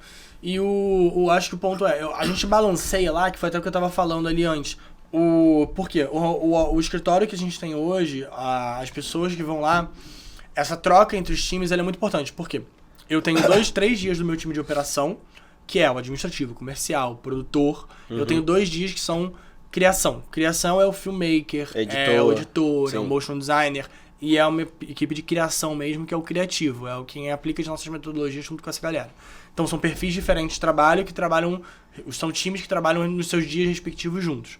E, cara, é um negócio assim... Eu canso de ver um filmmaker meu do lado. Pô, cara, como é que tu fez essa cor aí? Deixa eu ver aqui. Ah, pô, maneiro. Aí faz. Sim. Pô, ele canta pra mim do outro lado do escritório. Cara, ó, a proposta tá pronta, vê aí. O cara não vai fazer a mesma coisa no WhatsApp. Não Pô, vai. aí eu, troca aí esse valor aqui. Beleza, foi. Ou, cara, ó, servidor tá ruim, tá lento. Aí alguém vai dar aquela discussão de 2 minutinhos. Pô, o que tá rolando no servidor aí? Ah, isso. Não, cara, mas você tinha que fazer desse jeito, o cara não sabia. Isso não vai ter essa troca. Não tem. Mas eu entendo que existe um equilíbrio, até pelo filmmaker. O filmmaker, ele tem uma... Eu ia falar isso. Eu acho que a parte do criativo em geral, querendo ou não, necessita um pouco também desse espaço. Assim. Seu isolamento. É. Sim, é uma coisa que eu converso muito com a Marina, que foi pro nosso time de criação agora, inclusive. A gente conversou, falou, cara, ela vai pros 2 dias na semana. Ela antes da produção fazia 3. Mas é importante ela ter o espacinho dela, no silêncio dela, pra criar a coisa dela, pra se concentrar. Não que o escritório não haja concentração. Às vezes eu entro ali, eu que chego na fofoca na piara, galera. O que é isso? Tô muito quieto aqui trabalhando? Mas eu entendo que o filmmaker tem uma natureza, às vezes, também individualista, que precisa ser respeitada. Entendeu? Então a gente faz esse balanço entre os dois modelos. Eu também não sou a favor dos 100% de home office, mas eu acho que é importante ter essa pausa pro lado criativo aflorar e poder... Sabe? Sim, total. Mas assim, foi um divisor de águas na Oslo, assim, sem dúvida nenhuma. Quando a gente entrou com o escritório, praticamente tudo mudou. Todos os processos amadureceram, a equipe amadureceu muito. E foi o crescimento mais exponencial que a gente teve. Eu acho que comparado ao ano passado, só até o momento agora, no ano passado inteiro, você pegou o ano passado inteiro, a gente fez esse faturamento do ano passado inteiro em maio desse ano. Então a gente tem uma expectativa de crescer 4 vezes só esse ano e o ano que vem ainda mais. Então, e tem muito do reflexo do escritório, dos novos processos, da nova metodologia. E repara, eu tô aqui sentado, eu não comentei em nenhum momento qual câmera a gente usa, qual Instagram que eu recomendo pra você ver vídeo. Cara, meu lado hoje, minha função hoje é 100% estratégica de posicionar a Oslo como essa agência audiovisual que vai muito além da criação, muito além dessa técnica audiovisual que, cara, hoje em dia, convenhamos, é o básico, você entregar um filme bonito, com uma cor bonita, que não tá estourado no highlight, entendeu? Então, acho que tem muito disso também. E a gente passa muito essa visão pro nosso time. Legal. Tá 1 hora e alguma coisa de podcast, eu sei que vai ter parte 2, parte 3, eu sei que vai ter muita pergunta, eu espero que mais uma vez você volte, mas queria entrar um pouco mais a fundo, aquela que a gente vai falar de câmera e tudo mais, cada pessoa que vem aqui tem a sua particularidade. Acho que eu fiquei calado pra caramba nesse podcast, porque de fato é aprendizado pra caramba aqui. Mas eu queria perguntar uma coisa que foi no início do podcast, eu vou voltar isso depois, que é a parte de... que eu acho que muitas pessoas têm interesse disso, né, no audiovisual, mas como no mundo inteiro, que é inteligência artificial. Acho que é uma coisa que, assim, como uma empresa que, pô, pra gente é referência, pra todo mundo que tá assistindo e conhecendo vocês agora, é mais ainda agora. Como vocês veem a inteligência artificial atrelada ao audiovisual, à estratégia dentro do mercado audiovisual e nos afazeres do dia a dia? Porque assim, quando a gente fala de inteligência artificial, o cara pode ser desde o cara do motion, que vai ter algumas ferramentas hoje em dia que vai facilitar a vida dele para alguma coisa, uma tarefa e tal, mas também, pelo menos eu falo por mim, na parte que, né, também faz parte de estratégia, a parte de, enfim, comunicação e tal, que é, cara, desde usar o chat GPT pra te ajudar, sei lá, mexer no roteiro, que seja. Qualquer coisa, assim. Você tem várias formas de usar a inteligência artificial hoje em dia. Como vocês veem isso? Então, resumindo a minha pergunta, como vocês veem isso? E o que vocês já vêm utilizando, assim. Se quiser pode dar nome, pode ser mais técnico, não tem problema. Então, o meu TCC na faculdade foi como a inteligência artificial vai impactar uma produtora audiovisual e a sua estrutura. Então, assim... Não perguntei pra pessoa melhor, então. Mas, assim, primeiro ponto. Tudo que eu vou falar aqui agora, eu não sou o dono da verdade e a inteligência artificial, ela muda de uma forma surreal, num crescimento exponencial a cada minuto. Então, talvez o que eu falei aqui agora pode estar desatualizado daqui a um mês. Mas como a gente vê isso hoje, principalmente dentro da Oslo, isso foi uma pauta, inclusive, da nossa reunião de debriefing que a gente teve, que a gente tem mensalmente para entender o que está rolando. Eu tinha um slide lá, que era inteligência artificial. E como é que eu falei? O que eu falei pro nosso time? Eu falei, galera, é o seguinte, essa ferramenta chegou e ela não é a nossa inimiga. Ela não é uma ferramenta que vai substituir o filmmaker. Não. Ela vai mudar a função do filmmaker. Ela vai mudar a função do motion designer, ela vai mudar a função do designer. Adapte-se. Adapte-se. Se você não usar, você vai morrer. Acabou. Isso aconteceu 38 mil vezes no mundo. Eu acho que eu fico abismado quando vejo alguém falando inteligência artificial vai matar o emprego tal. Inteligência artificial... Cara, se adapta. O mercado é assim, o mundo é assim. Não adianta você ficar de braço cruzado com o teu certificado levantado, o teu portfólio. Se eu viro e dou um prompt, ele faz a mesma coisa que você.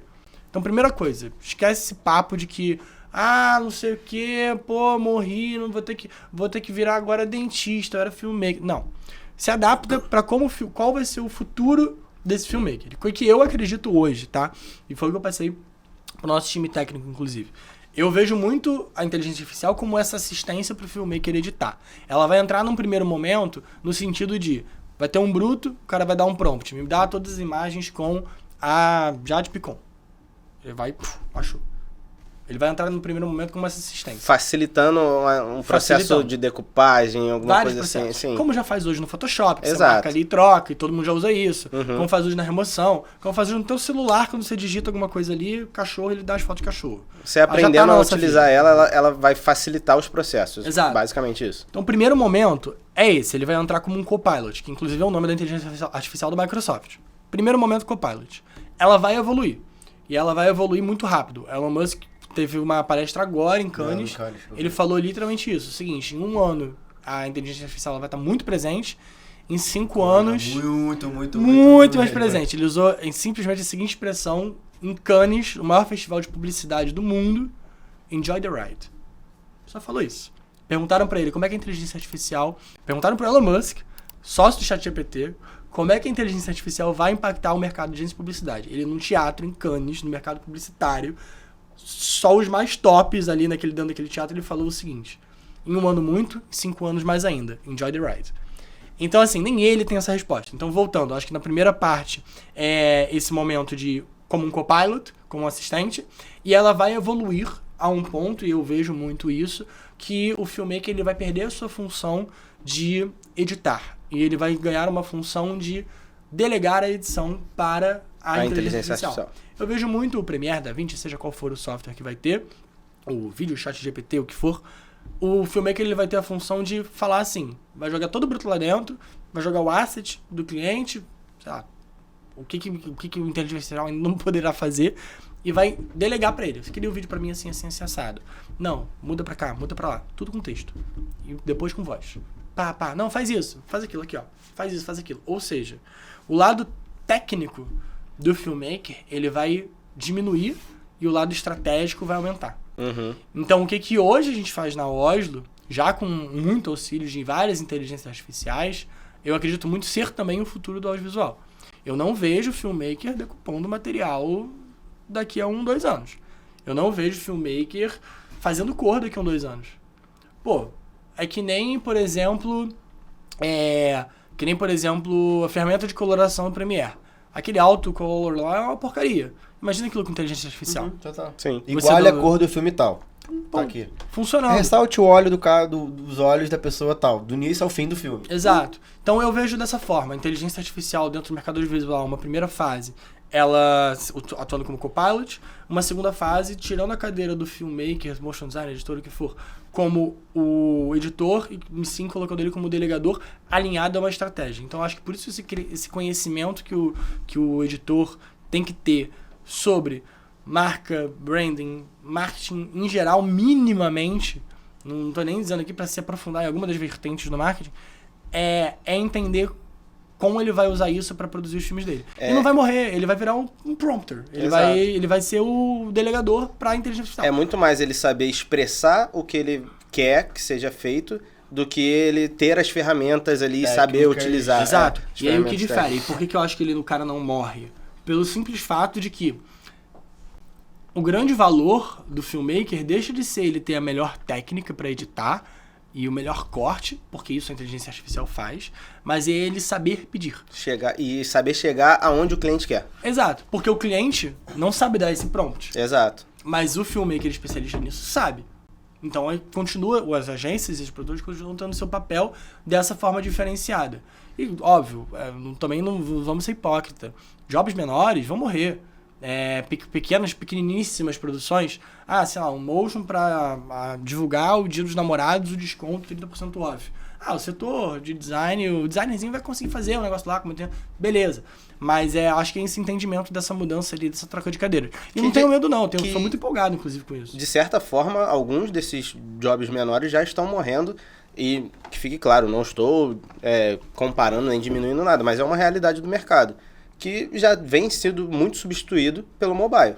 Muito. Que é muito mais prático, mais rápido, o cara capta e edita na hora, então já vem diminuindo por conta disso. E já vi muita gente reclamando do mobile. Gente, lá na Oslo, quando a gente viu o mobile, a gente abraçou o mobile.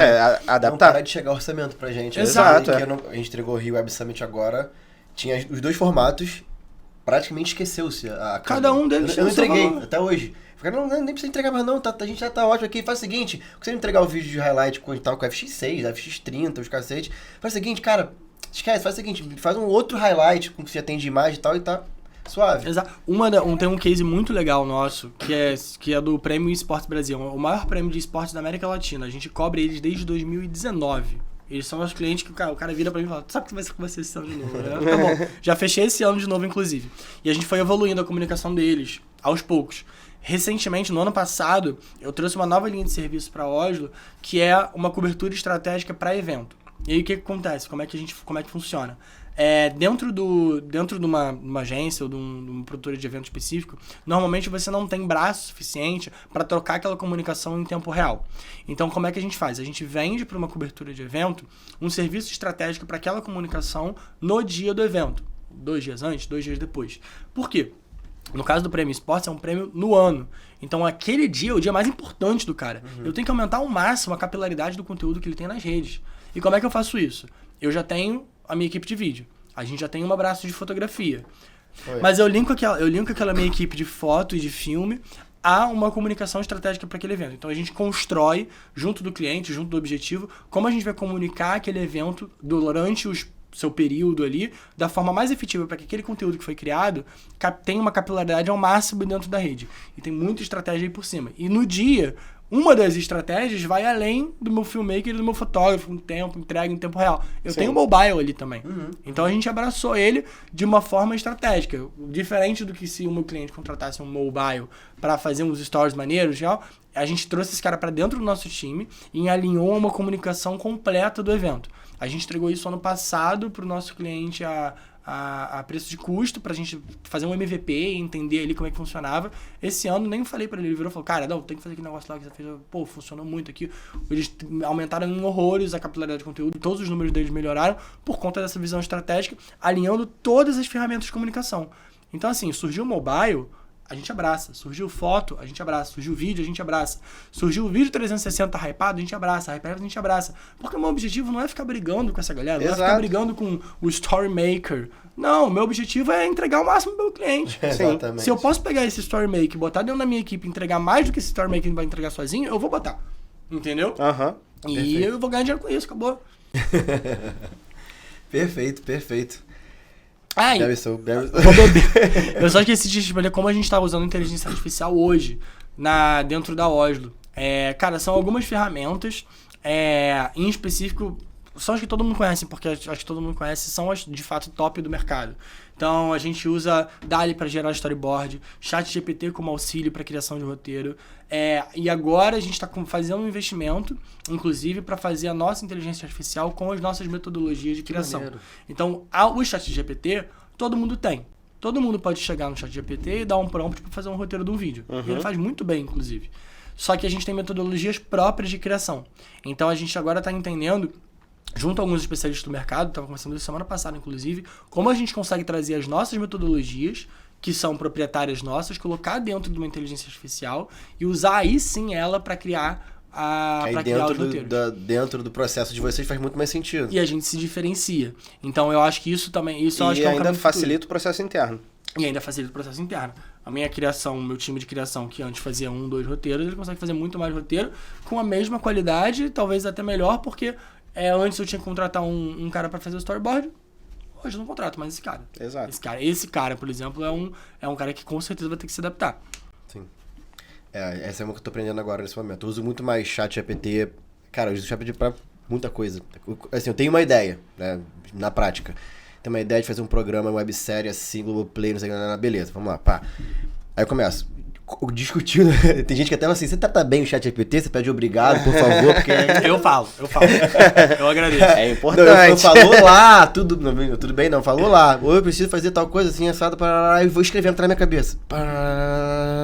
Assim, a forma de entregar aí, não sei o que, tudo, daqui a pouco. Me ajuda a fazer uma coisa, pá, ali vem. Cuspindo, eu vou assim, não, muda assado, fala assim. E ele é muito bom. Vem, ele manda muito bem. Aqui, pá, agora assim, de uma vez só, de cuspir uma coisa pronta, não, pra mim nunca funcionou. Sempre tem que ficar, vai e volta, muda aqui, vai o aqui, chat vai GPT passar, é melhor, o chat GPT é melhor do que muito colaborador que eu já contratei. Fica aí a dica. É saber se adaptar, Muito melhor. Mas, cara, primeiro, quero agradecer muito a sua presença. Eu que agradeço. Porque já tá com 1 hora e cacetada, e eu acho que tem conteúdo pra gente ficar aqui 2, 3, 4, 5, 10 horas Pô, falando. audiovisual é o mundo, pô. Cara, nem só audiovisual, acho que a gente aprendeu aqui, pelo menos eu, o Léo, e acho que quem tá nos assistindo também, a gente aprendeu muito sobre business, aprendeu muito sobre comunicação, sobre estratégia de negócio, estratégia pessoal, sobre gestão de equipe, sobre gestão de demanda, vamos dizer assim. Enfim, muita coisa acho que permeia, claro, tá dentro do audiovisual, mas tá muito dentro, assim, cara, se o cara tem uma empresa de XPTO, ele consegue assimilar processo, o cara faz processo pra tudo e assim, sabe? Enfim. Exato. 1 hora falando aqui, eu não tenho nem como resumir tudo, mas eu aprendi muita coisa, claro. As pessoas que eu trago aqui no podcast, não porque eu também quero postar pras pessoas que, quero ganhar seguidor no Instagram, no YouTube, onde é que tiver. Cara, é muito pra mim também. Essa é a minha maior vontade de ter um podcast também, sabia? É muito menos pra postar e vai pra trocar uma ideia com a galera. Exato, pô. É isso, assim, acho que é por isso que tem até relativamente dado certo, porque assim, cara, eu vou fazer pra mim. Quem quiser acompanhar, que acompanhe. Porque assim, já era uma vontade minha chamar o Nelson, outros que passaram por aqui, outros que passaram. Cara, vamos falar sobre negócio, vamos falar como que eu posso melhorar um pouco o meu processo, que aprendi coisa pra caceta aqui hoje. Como que, talvez hoje eu falei um pouco menos, mas na próxima eu tento falar um pouco mais. Como eu posso também entregar alguma coisa que talvez esteja faltando ali, aqui, o Léo aprendeu uma coisa. Cara, e essa troca dentro de business, como dono de produtoras, a gente chama de agência audiovisual aqui na NRD, que é meio que você falou. Não falando com o produtor, mas como a gente, gestores do nosso próprio negócio, consegue evoluir. E assim, batendo papo. Sim. E eu acho que tete o mercado... Tete, olho a olho. E o mercado precisa disso também. Eu acho que o mercado precisa disso também. A gente, por exemplo, tem 2 agências que atuam no mesmo Rio, mesmos clientes, no final das contas a gente é concorrente, e eu não vejo problema nenhum da gente estar trocando uma ideia. Eu acho que muitas vezes, um pessoal às vezes meio mais imaturo do mercado vê o concorrente como um grande inimigo. Não é, cara. Eu troco ideia com você, eu troco ideia com o Egon lá da Sandy, eu troco ideia com o Bernardo Brito do Avocado, com todo mundo. E eu acho que essa união... O Bernardo chama pra mim aqui também. Ele é uma figura. Mas tem que trazer o relógio. Tem que botar o relógio. Tem que vir e falar de relógio. Esse Apple Watch aí, você botar, é sacanagem. Já é o tagzinho, já é aquilo tudo. Ele é muito engraçado, ele é muito gente boa. Figuraça. Ele é muito boa. Mas enfim, essa união é muito importante também pra todo mundo crescer. E, cara, gente, audiovisual, pô, cara, não é que nem, sei lá, o mercado da moda. Convenhamos, o que tem de demanda pra isso é tão grande que essa competição ela praticamente é inexistente, assim. A minha grande vontade, até os próximos eu tenho pensado em fazer isso, é justamente colocar mais pessoas. Pô, hoje aqui tá o Léo, que é a primeira vez que tem 3 pessoas no podcast. A minha ideia futura é que, cara, que vamos supor que a gente coloque mais pessoas, que sente, sei lá, o Egon ali e o Léo aqui, e na ponta aqui o Bernardo, e que a troca disso vai ser, tipo, absurda pra quem tá nos assistindo, e até, mais uma vez, entre a gente, sabe? Em vez de a gente sentar, vamos marcar um café pra gente falar? Vamos marcar um café gravado. É isso aí. E botar isso pra frente, sabe? É exatamente o que a gente falou sobre o espaço espaço lá do seu escritório, de um aprender com o outro, a gente trouxe exatamente pra cá. Transmitido. Exatamente. Não, e o que eu comecei falando, cara, isso é uma coisa que o mercado precisa, cara. Não para de fazer podcast, não. Pelo amor de Deus, que eu ouço direto também. E assim, eu sei que tem vários outros, mas eu acho que eu entendo a dificuldade pra colocar isso aqui pra cima. E, pô, tem que te parabenizar aí por essa dedicação do tempo mesmo, porque é muito, muito, muito importante mesmo pro mercado. E a gente interagir ao máximo aí. Vamos marcar um outro café também, tá bom? Com câmera, sem câmera, pra gente conversar. Obrigado pelo convite aí de novo. Bom, é isso, galera. Deixa o like, se inscreve no canal, deixa os comentários. Daqui a uns 2 podcasts, vou começar a trazer outras pessoas que já passaram por aqui, que sempre falam, não, tem parte 2, e prometo, e as pessoas não voltam aqui depois. Mas eu vou deixar realmente começar a voltar aqui também. Então assim, já deixa os comentários de dúvidas que você tenha. Sigam o Nelson nas redes sociais, siga a Oslo nas redes sociais, siga a Berlim nas redes sociais. Ali o nível de aprendizado, ó, é outro patamar, ali é outro nível de entrega, a parada ali é legal, é maneira super de acompanhar, de aprender. Se tiver dúvidas específicas... Sigam a LRD e o Léo também. Não esqueçam não, pô. Se tiver dúvidas específicas pro Nelson, como você tá seguindo nas redes sociais, pode perguntar lá direto pra ele. Não tem problema, bota aqui nos comentários o que você tenha de informação que você queira pra parte 2 também. Né? Já que vai ter a parte 2, estou confirmando que vai ter. Vambora. Mas esse papo, porque assim, tem muita coisa pra ser falada. Eu fiquei aqui calado, porque eu tava absorvendo muita coisa. Nas próximas eu vou perguntar bastante coisa também. Vambora, pô, traz a pauta. Mas é isso, cara. Obrigado mesmo pela sua presença. Convite, Sei que muito obrigado. É difícil conciliar a agenda, tanto nossa quanto a de vocês, faz dos parte. convidados. E é isso. Nos vemos no próximo vídeo. Valeu. Tchau. Não esquece de se inscrever no canal. E se inscreve no canal. É isso. Tem mesmo? Valeu. Tem mesmo. I don't ever slow up, no I don't take shit. I got no love for the fakeness. If you wanna play tough and wanna hate this, I'll always show up. I don't ever slow up, no I don't take shit. I got no